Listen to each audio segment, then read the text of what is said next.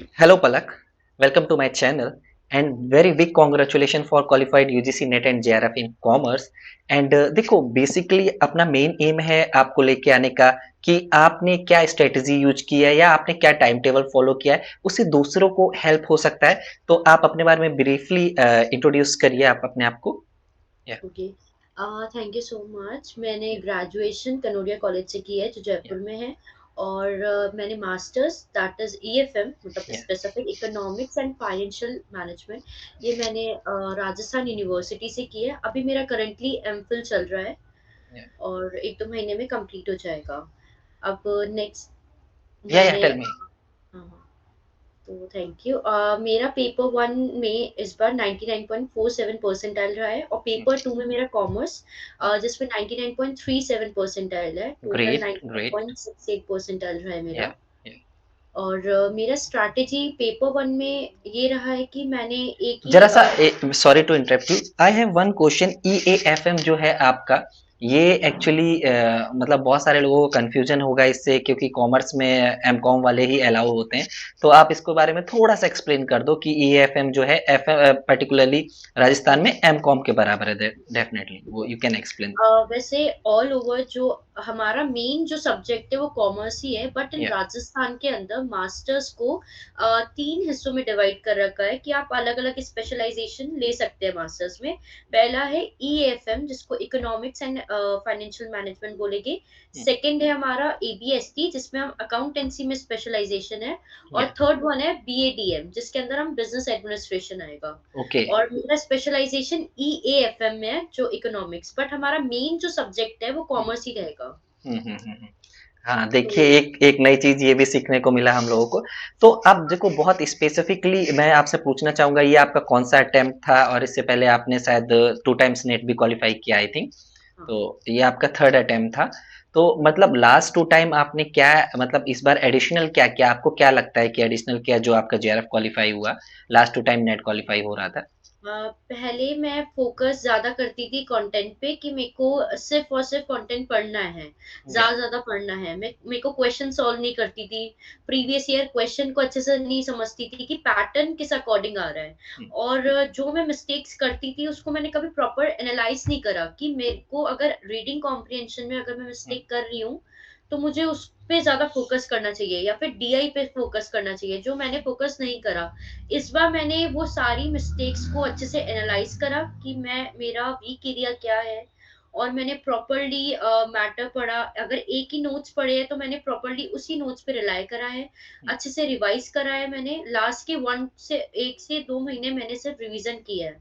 अच्छा तो एक फुल हाँ या इसमें मैं एक चीज और ऐड ऑन करना चाहूंगा हाँ। एक्चुअली होता क्या है कि मैं लास्ट 2 ईयर से जेआरएफ का ये नेट के लिए पढ़ा रहा हूँ तो बेसिकली मैं देखता हूँ कि जो एस्पिरेंट्स हैं उनका जो मेन एम होता है कि नोट्स को कलेक्ट करना देखो ये बहुत गलत स्ट्रेटेजी आपके जो नोट्स होते हैं वो बहुत इंपॉर्टेंट रोल प्ले करते हैं तो आप अपने नोट्स को खुद बनाओ जितना हो सके चीजें को स्पेसिफिक रखो आप दूसरे के नोट्स को देख सकते हो कि वो प्रिपेयर कैसे करता है बट आप ये नहीं बोल सकते हो कि आपको उसी के नोट्स चाहिए ठीक है तो ये बहुत इंपॉर्टेंट रोल प्ले करेगा लाइक अभी आप फ्यूचर में जाओगे आप अभी ऐसा तो है नहीं कि आप शॉर्ट टर्म को सोच के मत पढ़ो आप लॉन्ग टर्म सोच के पढ़ो क्योंकि आप पीएचडी की प्रिपरेशन के लिए भी जाओगे वहां पे ये नोट्स आपके लिए बहुत हेल्पफुल होंगे जो आपने नोट्स अभी बनाए हुए हैं ठीक है तो अब हम थोड़ा सा आपसे ये पूछना चाहेंगे कि आपकी जो प्रिपरेशन स्ट्रेटेजी है पेपर वन के लिए क्या थी उस पर थोड़ा सा आप बताइए ठीक है।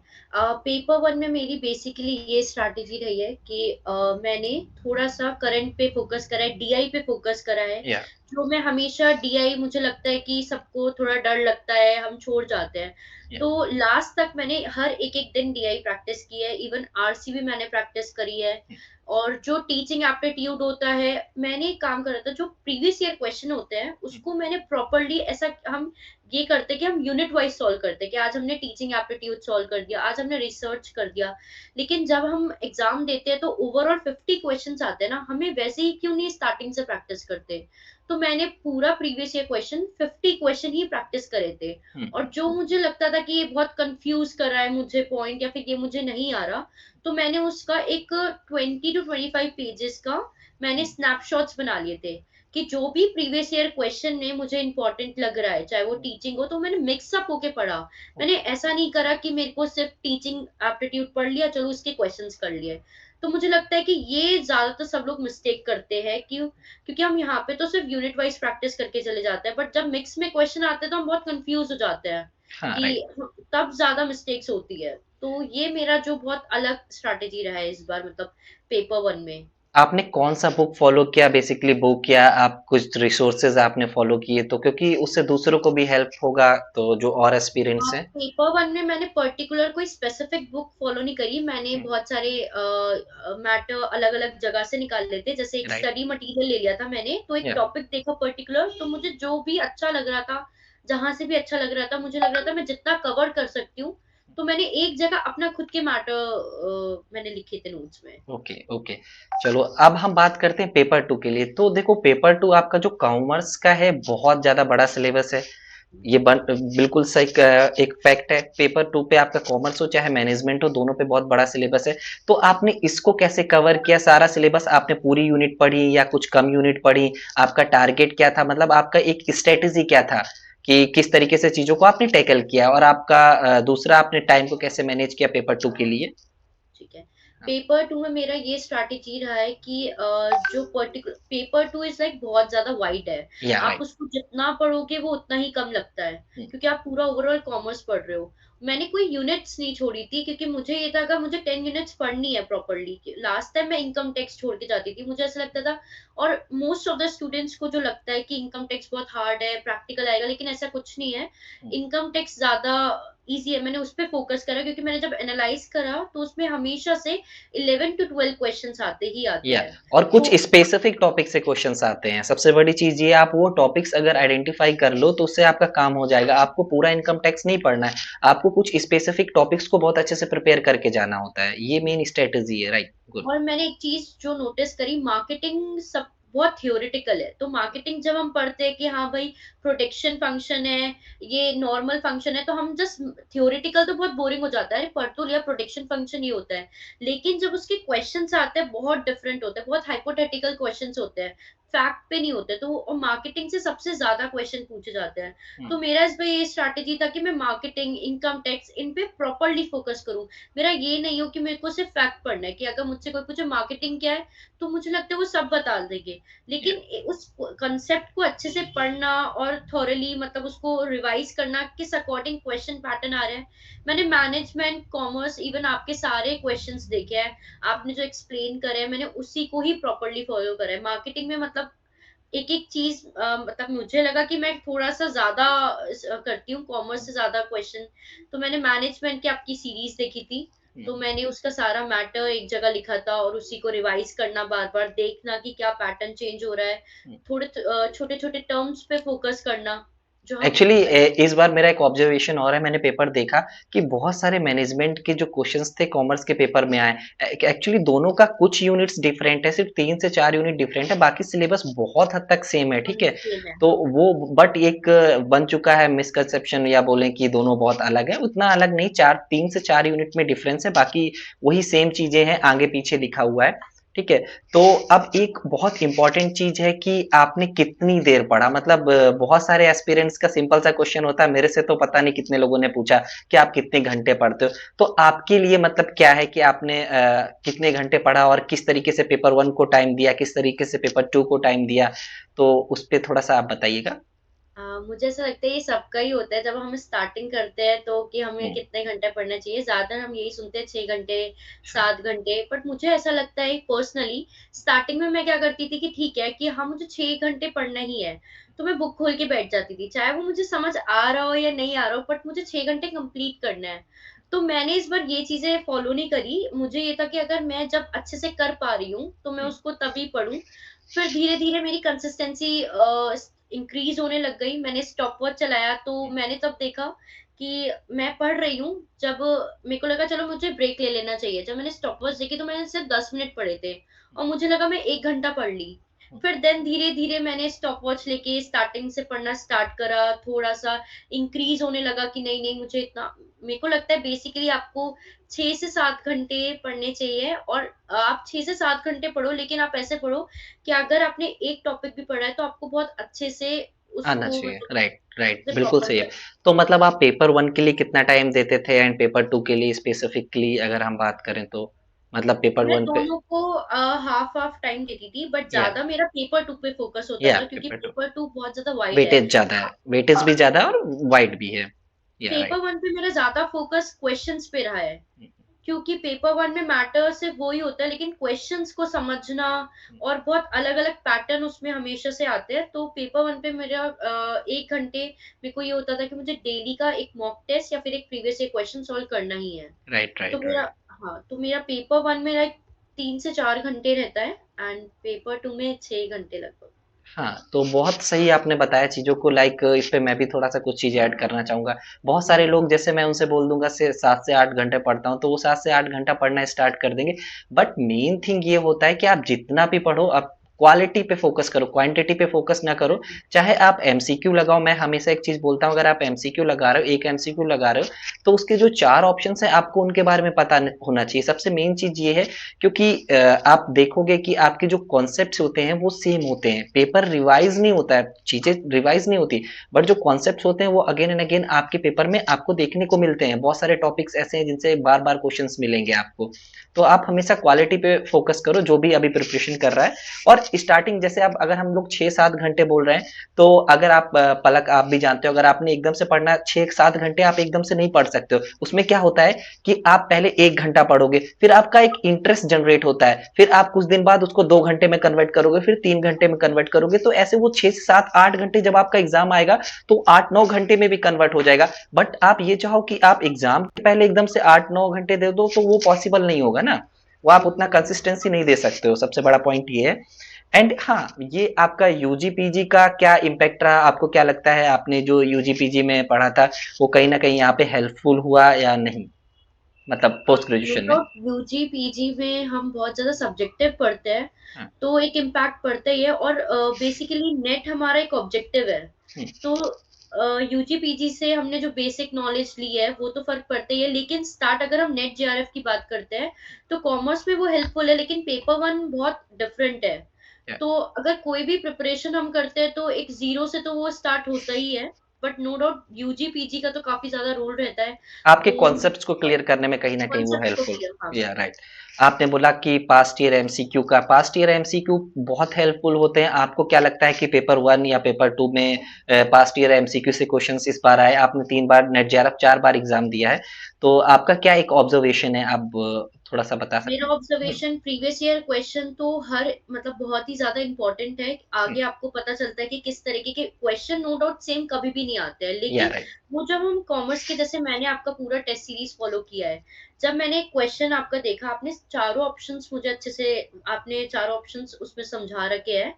बट वो क्वेश्चन ज़रूर नहीं आया लेकिन जो कॉन्सेप्ट है, जो उसके ऑप्शंस है, वो एग्ज़ैक्टली आ जाते हैं या एंड राइट। पेपर पेपर 1 तो बहुत ज़्यादा इम्पोर्टेंट है प्रीवियस ईयर क्वेश्चन को करना। क्योंकि आप चाहे कुछ भी कर लो मैटर तो वो सेम ही रहता है ना, क्वेश्चन तो वो हुँ, चेंज होते ही हैं।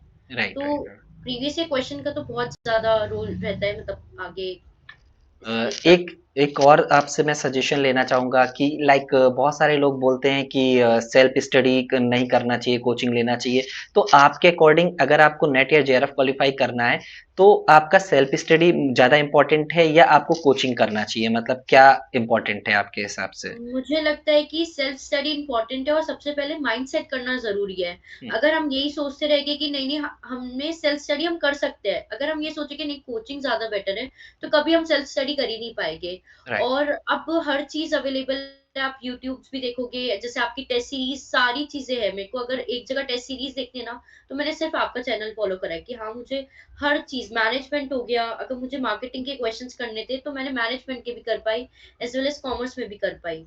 तो मुझे लगता है कि सेल्फ स्टडी क्योंकि हम सेल्फ स्टडी पे ज़्यादा फ़ोकस कर सकते हैं अपनी रिवीज़न पे, हमारा हुँ, टाइम भी बचता है। हुँ, हमें मैटर कलेक्ट करने में भी टाइम मिल जाता है, उसको देन रिवाइज़ करना, तो मुझे लगता है कि सेल्फ स्टडी ज़्यादा बेटर है एज़ या कंपैरिज़न टू कोचिंग। या राइट राइट। तो अब इसके अलावा अभी आपका एक और मुझे जो इम्पोर्टेंट चीज लगता है कि आपके नोट्स का आप क्या बोलेंगे कि आपको नोट्स कैसे बनाने चाहिए, क्योंकि नोट्स मुझे जो लगता है कि नोट्स का बहुत इंपॉर्टेंट रोल होता है अगर आप नेट जेआरएफ क्वालिफाई कर रहे हो। अगर आपके नोट्स अच्छे नहीं होंगे तो आप नेट जेआरएफ क्वालिफाई नहीं कर पाओगे, और आपके रिवीजन में भी बहुत हेल्पफुल होता है, इन फ्यूचर भी आपके हेल्पफुल होगा। तो आपको क्या लगता है, आप क्या बोलना चाहोगे जो अभी नेट जेआरएफ की प्रिपरेशन करेगा, तो नोट्स कैसे बनाए? नोट्स हाँ। नोट्स के लिए बेसिकली मेरा जो स्ट्रैटेजी रहा है, सबका अलग-अलग रहता है नोट्स का, बट राइट। मेरा जैसे है कि मैंने एक बार स्टडी पूरा मटेरियल ले लिया, जिसमें जैसे पहले इनकम टैक्स था। हम्म, उसमें मुझे पता है कि ये पर्टिकुलर एक टॉपिक है, तो आईटीआर है। तो मैंने उस आईटीआर के लिए कम से कम 4 से 5 यूट्यूब वीडियोज़ हो गई, एज़ वेल एज़ मेरी एमकॉम की बुक्स हो गई, बीकॉम की बुक्स हो गई। जो भी मुझे जहाँ से भी अलग-अलग मैटर लगा, वो मैंने एक जगह उसको प्रिसाइज़ वे में लिख दिया।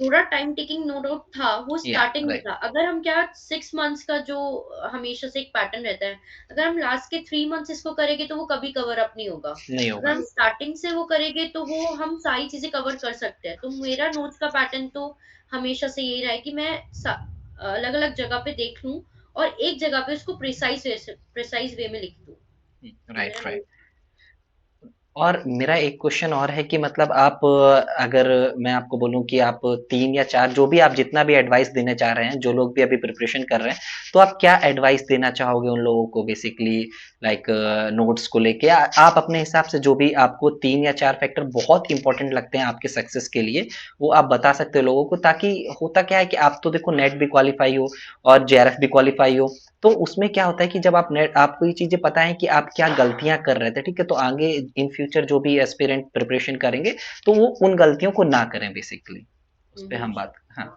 बेसिकली मुझे पहला लगता है कि हमें स्मार्ट स्टडी करनी चाहिए। दूसरी चीज़ हमें कंसिस्टेंसी और पेशेंस रखना चाहिए। हुँ, तीसरी चीज़ मेरी जो मुझे लगता है कि हमें मैटर अगर नोट्स जो हमने बनाया है वो हमें 1, 2, 3 महीने में जो भी कंटेंट है, कहीं से भी लेना है, क्या करना है, उसको एक जगह हमें कलेक्ट कर लेना चाहिए।